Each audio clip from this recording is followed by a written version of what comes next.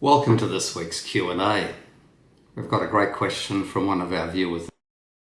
Hi, if you're thinking about buying a property that you want to fix up a bit, something that you can add some capital to with some sort of renovation. At the moment, building costs are really high. So is that something you see cooling off in the coming years as we ease out of COVID, or are builders used to charging this much now and they're not going to want to go back, and what are the cost of materials going to be doing, things like that? Well, if we look at the macros around that, I see inflation not being totally transitory. I think it will remain. I think it will remain for quite a long period of time. That's not necessarily a bad thing, but obviously cost of goods will continue to go up. Cost of labour will probably continue to go up. And currently the other problem in Australia is actually getting the tradespeople to do this work for you. Because they're all very busy. That's what we're seeing sort of on a hands on the ground, feet on the ground basis. Where are you looking? Which part of Oz are you thinking about, Sarah? We're looking at Geelong at the moment. Yep. And just looking at properties that need improvement, but at the same time cautious. We're in Singapore, so obviously we can't be there to oversee things. Yeah.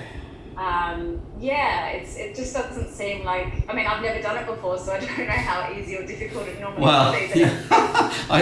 Here's a good one. Why don't you find one of your friends that has done it before, because they'll probably give you a pretty good indication. Yeah. And look, adding value, if you haven't been involved in the building industry at all or have no skill sets there, I think that's tough going. It certainly requires a lot of time, and doing it from a remote place, as to where the dwelling is another, another sort of wrinkle in the whole, piece of fabric of it. So,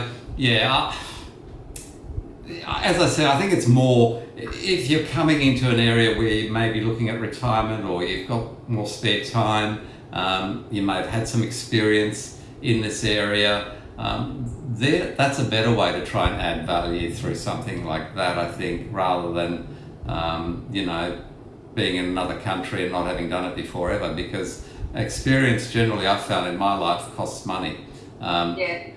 So you'll gain experience, but it certainly wouldn't be free. Good advice, thank you. So I hope that's been helpful and makes sense to our viewers out there.